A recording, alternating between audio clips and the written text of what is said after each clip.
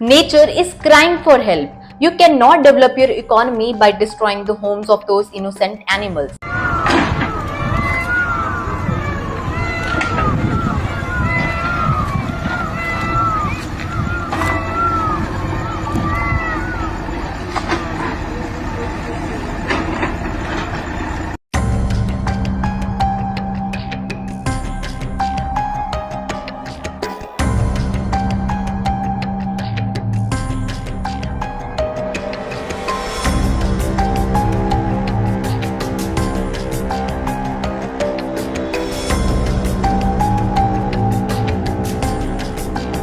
Nature versus development एक नया debate नहीं है, लेकिन डेवलपमेंट के लिए हम किस हद तक नेचर को कॉम्प्रोमाइज कर सकते हैं। ऐसी एक कंट्रोवर्सी चल रही है तेलंगाना में, जिसमें हजारों जानवरों की जिंदगी का सवाल है। ये पूरी कंट्रोवर्सी शुरू हुई जब स्टेट गवर्नमेंट ने ये डिसाइड किया कि यूनिवर्सिटी ऑफ हैदराबाद के पास की रंगारेड्डी डिस्ट्रिक्ट के कांचागाचिबोली विलेज में लोकेटेड 400 एकड़ जमीन को वो ऑक्शन करेंगे आईटी पार्क्स और इंफ्रास्ट्रक्चर बिल्ड करने के लिए, जिसके लिए सारी जमीन को क्लियर करना पड़ेगा। Basically deforestation and destruction of environment. University of Hyderabad के स्टूडेंट्स ने इसके अगेंस्ट प्रोटेस्ट करना शुरू किया। 30 मार्च को ये प्रोटेस्ट काफी वायलेंट हो गए।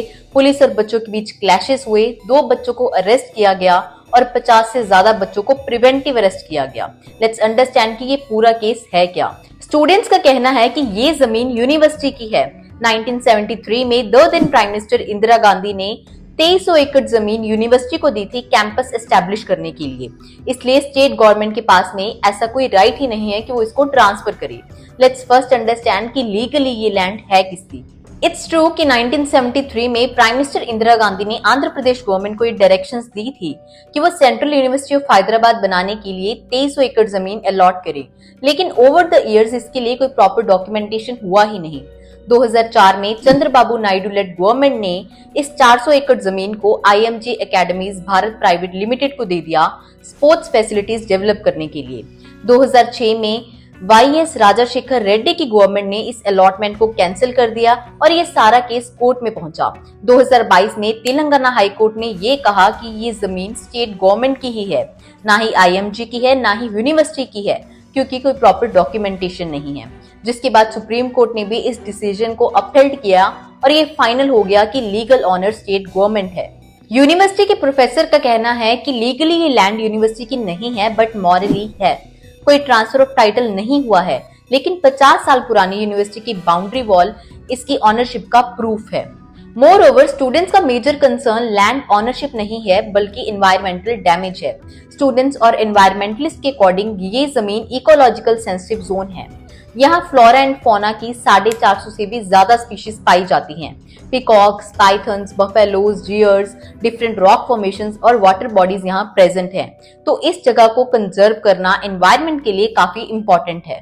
स्टेट गवर्नमेंट के आर्ग्यूमेंट्स काफी क्लियर हैं। गवर्नमेंट इस लैंड को 10 से 15 हजार करोड़ में ऑक्शन करना चाहती है, लेकिन फुली यूटिलाइज होने के बाद इस जगह में 50,000 करोड़ तक की इन्वेस्टमेंट आएंगी। 5 लाख से ज्यादा लोगों को जॉब अपॉर्चुनिटीज मिलेंगी।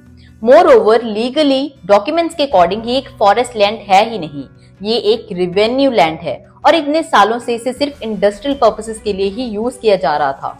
वता फाउंडेशन जो एक एनजीओ है, उसने हाई कोर्ट में पिटीशन फाइल की है कि इस जगह को वाइल्ड लाइफ प्रोटेक्शन एक्ट के सेक्शन 35 के अंडर एक नेशनल पार्क डिक्लेयर किया जाए और इसे डीम्ड फॉरेस्ट का स्टेटस दिया जाए।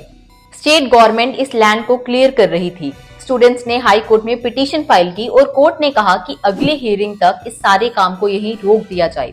लेकिन स्टूडेंट्स का कहना है कि हाई कोर्ट के ऑर्डर्स के बाद भी गवर्नमेंट यहाँ बुलडोजर्स के साथ डिफॉरेस्टेशन कर रही है और ये कोर्ट के ऑर्डर का भी वायलेशन है। Students has accused the state government of taking over one of the few lung spaces and ecologically important parts of the city. इतना डिफॉरेस्टेशन होने के बाद इस जगह का टेम्परेचर 1 से 4 डिग्री सेल्सियस बढ़ जाएगा compared to the rest of city. Now this whole issue has become political. BRS and BJP are criticizing the Congress government and asking for the withdrawal of this order. Development is important, but what about the cries of those animals and birds? Global warming is one of the biggest issues that our planet is facing right now. By not conserving nature and by not protecting these areas, we are digging our own graves. Development should be sustainable, not at the cost of nature. What do you think about this issue? Do let me know in the comment section, and for more such informative content, keep following.